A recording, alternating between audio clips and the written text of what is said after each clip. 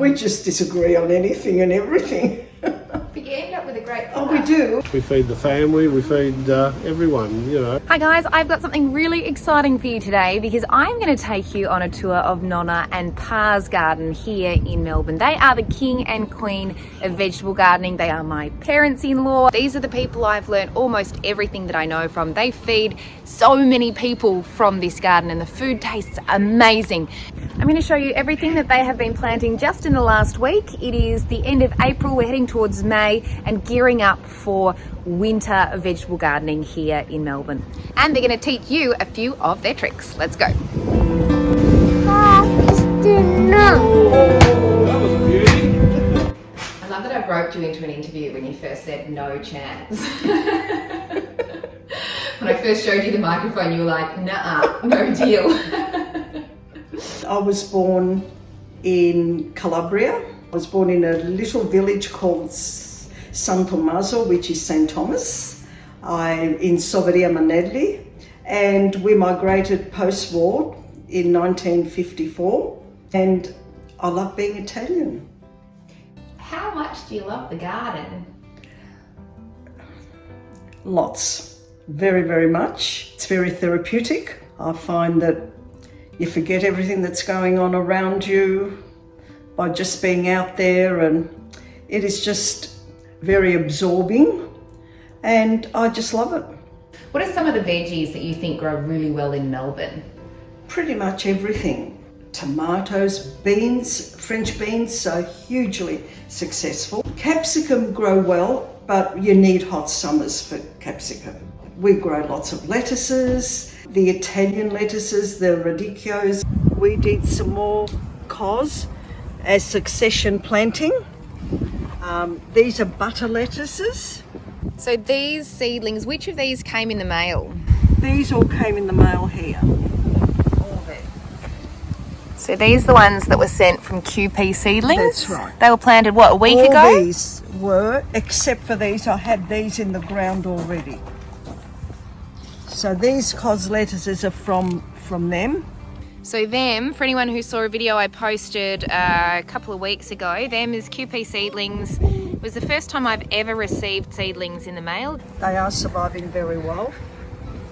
I grow the broad beans. The broad beans are very popular with the family.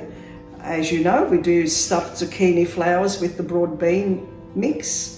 There's not many that don't grow well in Melbourne. I'm very excited to show you the next one, but before I do, just want to say thanks to everyone who's already subscribed. If you haven't yet, hit the subscribe button now. All right, let's keep going. In terms of your autumn-winter veggies that are planted now, which ones are you most excited about? Probably the broccolini. We love the kale. Experimenting with the yellow and orange cauliflower.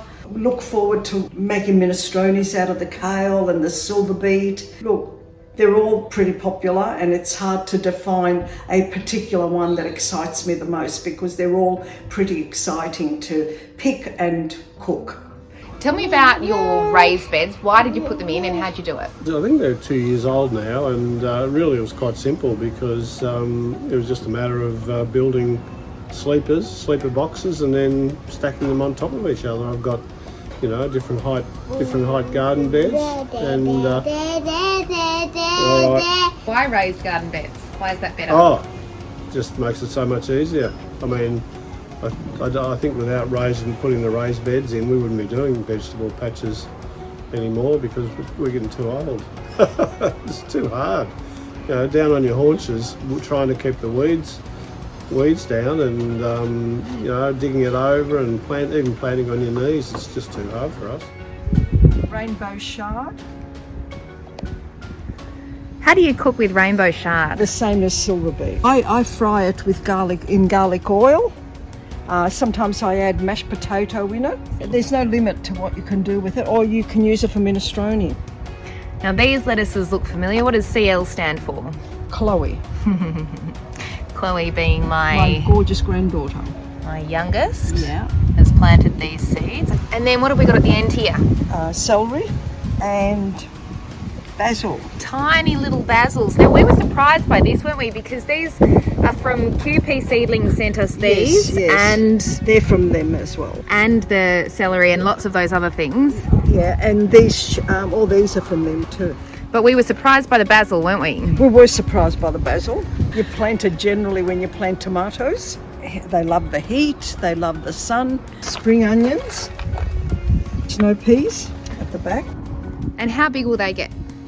Probably get to the top of that and more, and then they'll just cascade down. This looks like spinach. Spinach, and this is wild rocket. What about the worms? Do you ever add worms into your bed, or do they come naturally? They come out, we've got a compost heap and there's lots of worms in there. We've got 2 big bins and we just throw all our veggie peels or stuff from the kitchen, and there's masses of worms in there. And Rod turns it every so often. I think he even waters it. And so would you then ever put those worms And then it into the transfers garden? that into the garden, yes. Do you guys always agree with the garden? No, Tell me about that. lots of fights. It's a very stressful time. I hear all about that, don't I? It is very stressful. What do you just disagree on? We just disagree on anything and everything. But you end up with a great Oh, product. we do. One or the other will give in. We agree to disagree. Like, we do end up agreeing on the same things. And you do love each other deep down. And we do. You don't hang around with each other for 51 years. You're the soil king of Melbourne, according to me. Why is soil so important? It's just experience over the years, I think. We just used to dig over what was there and throw a bit of blood and bone in it, and that was about it. But now I've learned that you've probably got to spend a little bit of money up front and get some decent soils. I just go to the nursery and they've got veggie mix down there, which I use as the base, and I keep building on it. I top up every year. So you have just fixed up these garden beds for the autumn-winter period. Yeah. You already had pretty good soil underneath, but what have you done to make it even better? Well, I've just mixed in some compost. I've got some of my own homemade compost, a bit more garden veggie soil as well, just a bit of a mixture. I'm sort of still experimenting with the soils, to be quite honest. And this looks like your herb garden. And that's coriander. Parsley, coriander, And this is Thai Thai basil. Thai basil. And what's that at the back And there? that is tarragon. Oh, yum. Tarragon is smells divine. delicious. How do you cook with tarragon? I use it as a herb for roasted chicken, Oh, I can smell that. Yum. pan-fried chicken. You can use it wherever you like it, and then this seedy type of flavour. These are capsicum. So it is nearly May and these are still going. Would they usually be going at this time of the year? They have been slow this year because of the erratic weather. Have a look at that. What will you do with this space once these are done? Do you know yet, or is Yes, once these are gone, I'm putting in broad beans. They go in May. Broad beans will be planted from a seed that... Why is that? because I've always done them that way. Italian nonnas are known for being feeders. Do Yes. you feel like that's just something that's just instilled It's in you? instilled in you, yes, right from the word go, yes. And I started cooking at the age of 9 to help out with the family, and I've been cooking ever since. So I don't use recipe, as most Italians don't, and we just go by feeling, by visual, by taste. And by what's in the garden. And what's in the garden, exactly, yes. I love it. Absolutely love it. I never get tired of doing it. No matter how unwell I feel, I go into my happy place, which is the kitchen, and I can come out feeling 100% better. It is just magic. I make jams, I'll preserve beetroot, out of the garden veggies, I make chutneys and pickles, and the family benefit from all these things simply because I love cooking. When you first started taking your veggie gardening seriously, what were some of the biggest mistakes that you made? Crowding, planting too close. My advice is to take photos of the fully grown plant. Look at whether you've planted them too close, because making them more distant from each other, they just get more sun, they get more air, and they grow much better. So even if your instructions, your tags say so many centimetres, I always go more. Yellow cauliflower. Always important to label, isn't it? Yeah. They all look similar, don't Yes, they? yeah. And red cabbage. And these are Broccoli, and they say broccoli Christie because Yes, they've come because from you've, my garden. Yes, they come from your garden. And you look like you've buried the whole stem here because I think they were pretty leggy when I first sent them over, weren't they? Because they were very leggy, I put them in a bit deeper. These are the broccolini you gave me from the first delivery. You can see they're different. These are the bullhorn peppers. They grow larger, much larger, and turn red at maturity. And how would you eat or cook with those? I stuff them. With what? Yeah, whatever you've got. You can make a risotto and stuff them with risotto. Oh, yum. And then what? Put And them in then the oven? I bake them in a Napoli sauce. Very, very delicious. Or you can fry them in garlic oil, whole, and wonderful with barbecued meats. Everything comes out of the garden is fresh and goes from the garden straight to the table. When it comes to your tomatoes that you grow every year, how different do they taste to store-bought tomatoes? You have no idea how different they are. They just taste totally different. There's so much flavour. They even smell like a tomato. The room, when I bring them into the house, it just got this beautiful tomato smell in the house. You just can't imagine the difference from bought tomatoes to homegrown tomatoes. So we've got a few more things growing down here. This doesn't look quite as organised as your other bed, Mary. No. You use parsley in all of your cooking, don't you? I use heaps of parsley, heaps of rosemary, and this is an endive. And what's the trick to parsley? Because your parsley looks luscious. How long will that last?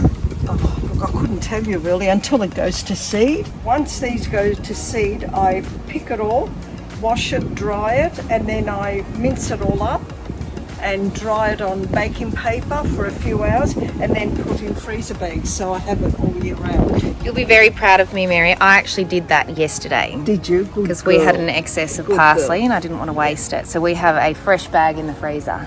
Good. When I first started growing veggies, you said, Christy, you've got to feed them. And I thought, what on earth do you mean by that? Yeah, they're all different. There's the feeds for the lemon and lime tree, citrus food. There's the food for tomatoes. You only feed tomatoes when you see the first flowers, not before. Otherwise, all the sustenance from the feeding goes into the leaves and not the fruit. We use a liquid fertiliser. We use sea salt when we first plant them to strengthen the roots. And then as they're growing, we put a liquid fertiliser mixed with water. We find that makes them grow really well. I just use Marvel liquid fertiliser. I find that that's a good all-rounder.